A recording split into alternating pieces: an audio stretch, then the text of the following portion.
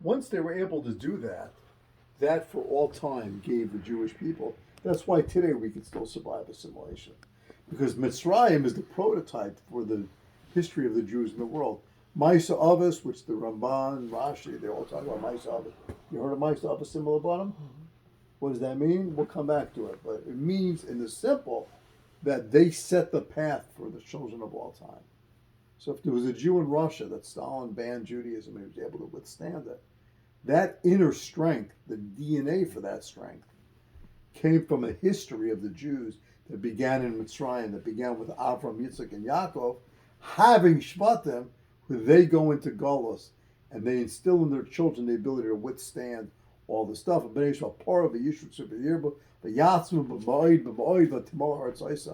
And the Gentiles and Jackson feel like the Jews are taking over, and this feeling that the Jews are Timali Aretz Isam, and that despite whatever the Gentiles do, the Jews are still there. They still have this koyach, this strength. No different. It's interesting because it's like when they dedicated the Torah Links building here, and the Parsha was about Yitzhak, and they commented at the time that he was the first FFB, right? He's the first from birth guy. I said that if you look in the Shemon Esrei, it says Elokei Avraham, Elokei Yitzhak, Elokei Yaakov. Why doesn't it just say Elokei Avraham, Yitzhak, Yaakov? Right. Why do we need to? Yeah, why do you got to repeat it? Why do you have to repeat it? It's a different God. It's the same God, but it's each person makes their own relationship. And I think when you were talking about why do we have to repeat each person, each of their strengths, each of their attributes, maybe as Am Yisrael, to be able to have that light, everyone has to look at what they have, where it comes from, and to be able to utilize those gifts and resources and talents to make sure the continuity of our people, no different, even though it starts with the Shvatim, it only came from the Avos. Right. And that only came from Hashem. And each one's relationship stood on their own. So it's Elokei Avram, it's Elokei Yitzchak, Elokei Yaakov. It's almost like a three-part identity. Also, each of them are have distinct. Avram, Yitzchak was Gevura, was very. What does that mean? Then he was very. I'm going to beat you up now. What does that mean? Platitude. You don't know what it means. I don't. No. But I convince myself that I do. You got to be real careful. Okay. Avram. I'm only doing it to help. Sure. I'm not trying to beat you up. Help me out. Avram. Yeah.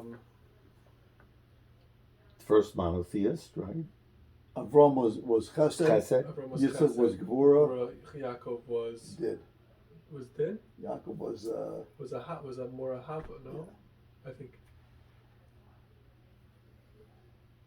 I guess that's three. Three pillars.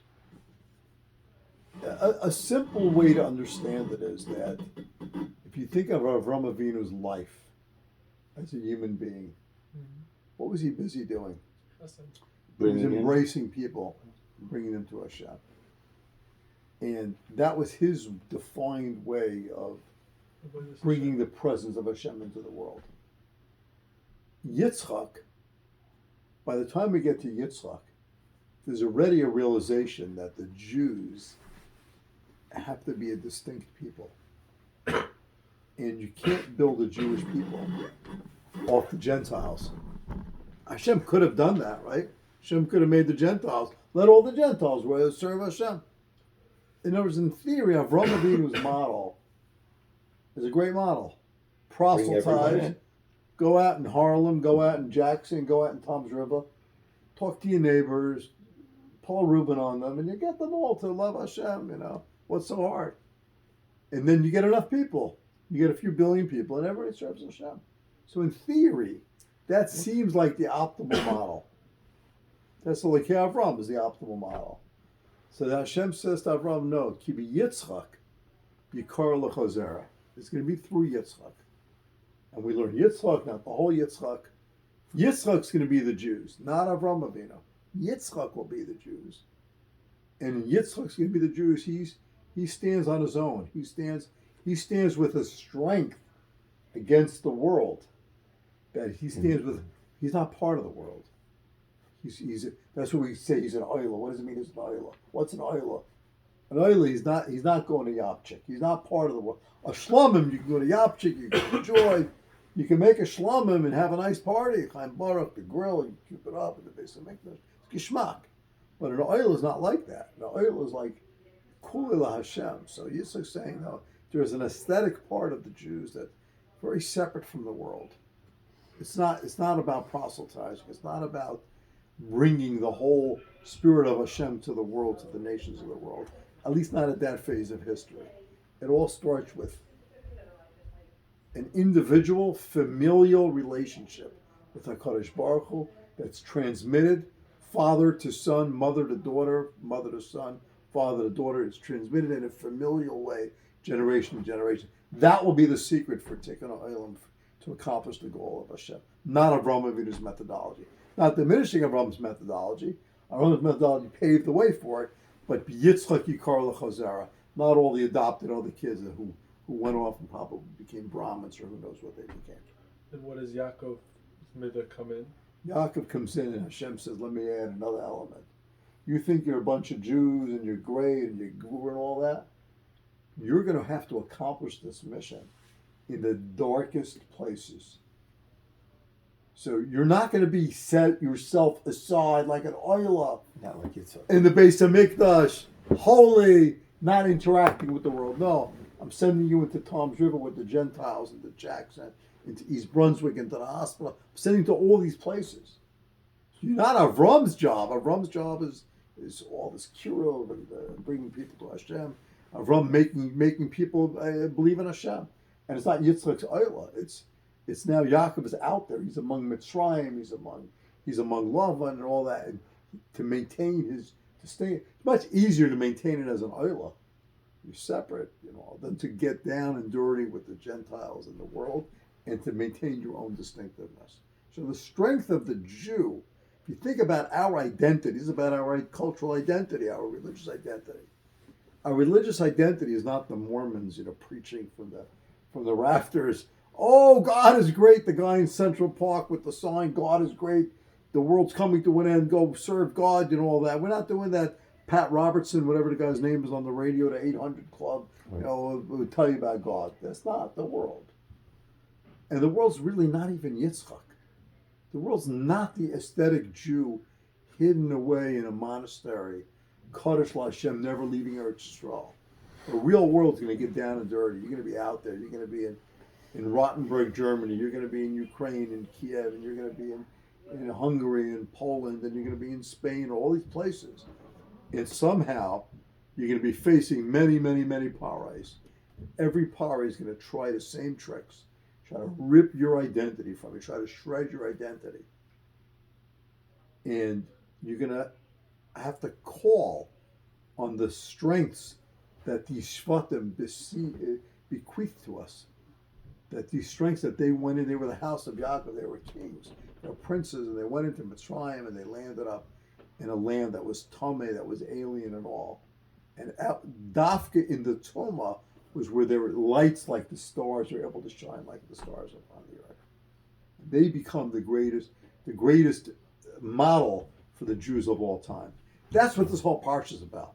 It's not about Yetzias Mitzrayim yet. It's not about exile and punishment and suffering. We don't really care about suffering. Steve will tell you suffering doesn't mean anything. The guy, it's part of life is you suffer, So we don't care about suffering. We care when the other guy's suffering to relieve of something. That's the meat of chesed. But in suffering per se, Judaism is not very impressed with it. We'll make a big deal out of it. We do what we have to do. We have a mission. We're focused on our mission. Our mission is to serve Hashem, be His people, and by being His people, that is Hashem's identity. You bring Hashem's presence into the world. The only way you can bring Hashem's presence into the world is to live as a Jew and to have the name of Hashem attached to you, to sanctify Hashem's name in this world. You got to have God's name attached to you. It has to be part of who you are. That Hashem, wherever you go, Hashem's name is written all over you, that they see who you are. Similarly, can you say about each of the Shvatim by themselves what their midah was? We could. We would have to go back to Vayechi to do that. I can give you a tidbit so you get the flavor of it. I'll give you one tidbit, I but mean, they were compared like a lion and Yeah. No, a deer. exactly. so each one had a personality, and each one had a role. But I'll give you two examples. The definition of God, they were the troops. So they were the army. Dun was compared to the Secret Service. They had a strength more like a slaw. You know, there's There were snakes. That was a snake. Dun, yeah.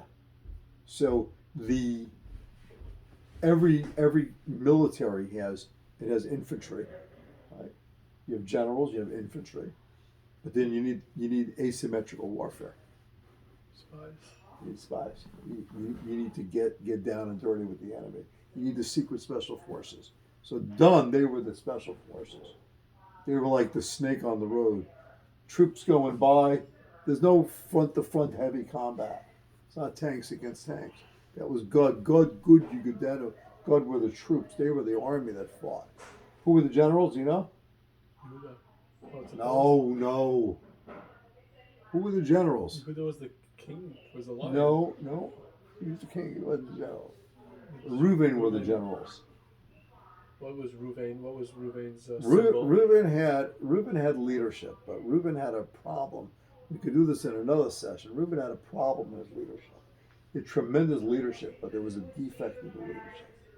So he lost the kahuna, which was part of the leadership, and he lost the b'chaira, which is part of the leadership.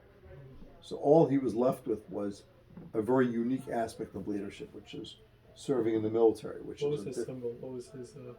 They didn't give him a symbol like that. Yaakov Avinu just spoke about it. If I could borrow your phone, it's Shemos, right? I need gracious. Yaakov Avinu speaks about him, and he says, "Pachas kamayim."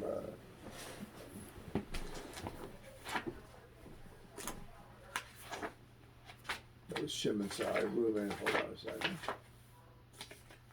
Reuben while Yomas. Give me a second.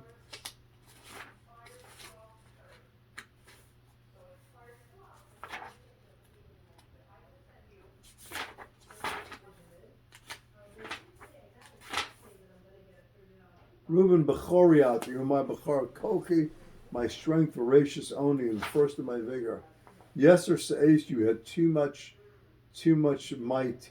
Yeser Oz, and too much Oz would probably be best translated as a pugnacious nature. That's a big word, yeah. Adversary. Oz would be like too much like chutzpah in a sense. Pachas kamayim. You're too fast like water. Al Taisa. You're too fast. So he calls him like quick like water. I think That was what- pugnacious is a good definition. Yeah. Pugnacious, right? Eager, quick to argue, quarrel, or fight. Yeah. So by calling him Pachas Kamayim, that you're too quick, that's really what you want in a general. The general has to be really fast. General's a leader, but a peacetime leader is supposed to be politician. exceptionally judicious, slow, careful, legal process, everything's slow. But a general can't operate that way. General has to move fast. The quarterback. He's got to hustle. So the midah of a Bechor is leadership. So Reuben, you have the midah of leadership, but you're Pachas Kamayim, you're unstable. You're like water, you're too fast. You don't have enough of a judicious, slow nature to do the right thing. Therefore, he ends up as the generals of the Jewish people. And you'll see that later in the Midbar and Bar when the tribes that stay on the Aver Yarden,